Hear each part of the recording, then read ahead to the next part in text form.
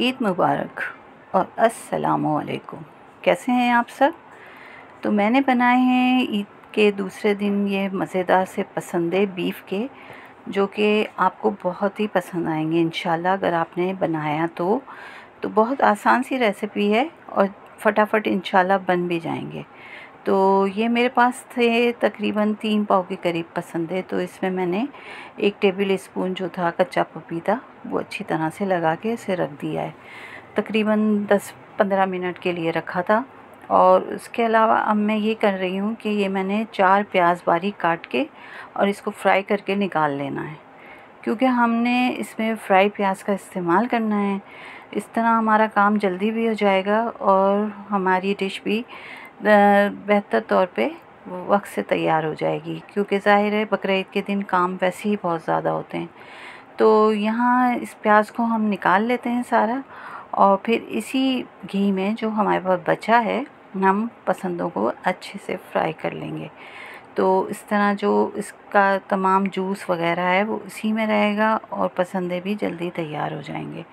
तो बहुत मज़े के बने हैं ये, और इंशाल्लाह मुझे उम्मीद है आपको ये रेसिपी पसंद आएगी। तो अब हम इन पसंदों को अच्छे से फ्राई कर लेते हैं। तो चलें जी, इसको फ्राई का काम करते हैं और आहिस्ता आहिस्ता सारे पसंदे मैं इस घी में शामिल कर लेती हूँ। तो बस इन्हें अच्छी तरह से आपने फ्राई कर लेना है। अब मैं देखें सारे इसमें डालती जा रही हूँ, और ये पपीते के साथ जो फ्राई होंगे तो ये इस तरह से बेहतर तरीके से गलना भी शुरू हो जाएंगे, और इनमें जो एक बिसांध होगी गोश्त की वो भी बाहर आ जाएगी। तो ये हमारे पसंदे बहुत जायके वाले और मज़ेदार बनेंगे। इसको बस आप ढक के रख दें 5 से 10 मिनट।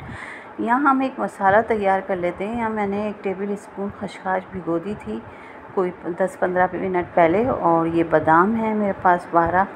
और अब हमने क्या करना है, इनको ग्राइंड करना है। 1 टेबल स्पून हमने लेना है नारियल का बुरादा। तो जो पिसा हुआ नारियल होता है ना, वो 1 टेबल स्पून आप ले लें, और उसमें 1 टीस्पून हम अपने कुटी हुई लाल मिर्चें डाल देनी हैं।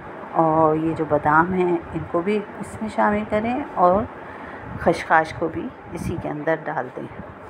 खसखस को आप इसके अंदर डाल के, और अब हमने इसको ग्राइंड कर लेना है। यहाँ ये लेना है, लाल मिर्चें हैं, पिसा हुआ गरम मसाला है, और नमक है, धनिया पाउडर है 1 टीस्पून, और हल्दी है 1/4 टीस्पून। मिर्चें आप अपने हिसाब से ले लीजिएगा। गरम मसाला आधा टीस्पून है। बहुत ज़्यादा हमने फ्लेवर गरम मसाले का नहीं करना कि दूसरे मसालों का जायका कमज़ोर पड़ जाए। तो ये यहाँ पे पेस्ट तैयार हो गया है, और ये मसाला भी तकरीबन आपके सामने ही है, देख लीजिए अच्छी तरह से। तो अभी हम आगे क्या करने वाले हैं, बहुत आसान काम करेंगे ताकि आपको ज़्यादा मेहनत नहीं करनी पड़े। इसको अच्छी तरह से उलट पुलट के ना तो फ्राई करना है आपने, ताकि ये खूब अच्छे से सुनहरी भी हो जाए। अभी मैं इसमें लहसुन अदरक का पेस्ट डाल के इसको दोबारा और अच्छी तरह फ्राई करूँगी। तो आप तकरीबन 1.5 टेबल स्पून के करीब लहसुन अदरक का पेस्ट जो है वो इसमें शामिल कर दीजिए, और इसके साथ इसकी भुनाई कीजिए खूब अच्छे, ताकि ये दोनों साइड से जो है ना वो सुनहरी हो जाए, और जो इनका बिल्कुल मुकम्मल तौर पे पानी ना ख़त्म हो जाए। तो ये फिर बहुत मज़े के बनेंगे। जी ये देखें आयल अलग हो गया, और अपना क्या कहते हैं उस पर कलर भी आ गया। अब जो हमने प्याज फ्राई की थी उसमें से आधी प्याज है, क्योंकि मुझे लगा प्याज ज़्यादा है तो मैंने उसमें से थोड़ी बचा ली थी। वो तकरीबन मैंने 1 प्याली इसमें शामिल कर दी है, छोटी प्याली जो थी वो मैंने इसमें शामिल कर दी है ग्रेवी के हिसाब से, क्योंकि हमने जो बादाम का और खसखस का पेस्ट बनाया है वो भी तो हम इसमें शामिल करेंगे, दही भी शामिल करेंगे, इसलिए प्याज मैंने थोड़ी कम कर ली है।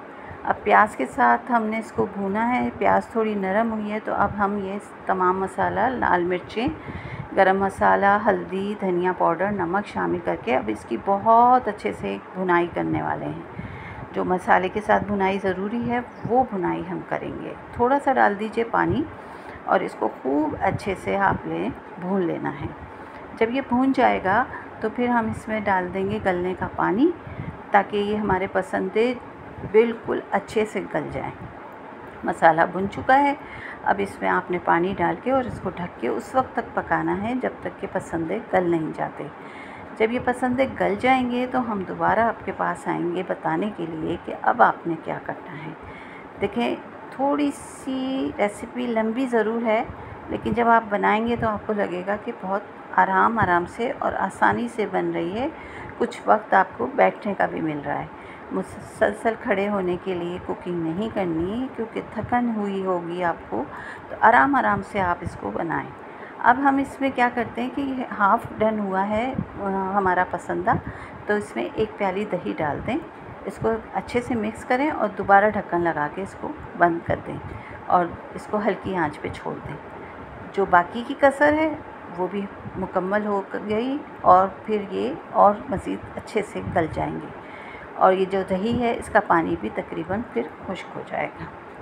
उसके बाद हमने क्या करना है, उसके बाद तो हमने कुछ भी नहीं करना जी। पेस्ट जो हमने बनाया है सिर्फ एंड में उसका इस्तेमाल हमने करना है। तकरीबन इसको हमने इस पेस्ट के साथ 10-15 मिनट हल्की आंच पे छोड़ देना है, ताकि इसके सारे जुज़ जो हैं वो गोश्त में अच्छे से शामिल हो जाएं। तमाम चीज़ों का, खशखाश का, बादाम का जायका जो है वो ये बोटी में आपको महसूस हो जब आप खाएं ना, ग्रेवी में, बोटी में, तो फिर ये आपको बहुत मज़े का लगेगा। आप रूखा भी खा सकते हैं, चपाती से भी खा सकते हैं और चावलों के साथ भी खा सकते हैं। बस ये हो गए हैं 10 से 15 मिनट। अब इसमें हरी मिर्चें डालें और इसको फिर मंदी आंच पे छोड़ दीजिए जब तक इसका पानी खुश्क हो जाएगा।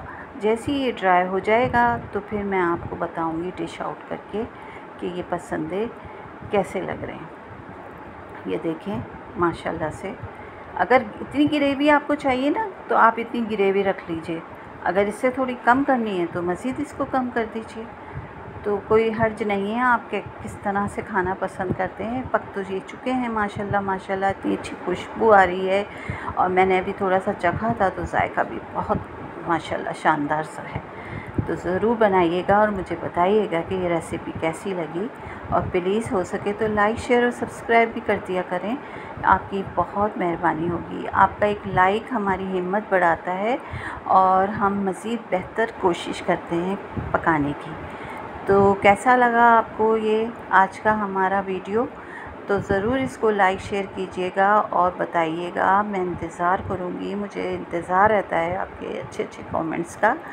तो फिर मिलेंगे इंशाल्लाह एक बेहतर रेसिपी के साथ जो आपको मज़ीद अच्छी लगे। तो दुआओं में हमें रखिएगा याद और फिर आप सबको बहुत ईद मुबारक। खुश रहें, आबाद रहें और दुआओं में रखें याद। अल्लाह हाफ़िज़।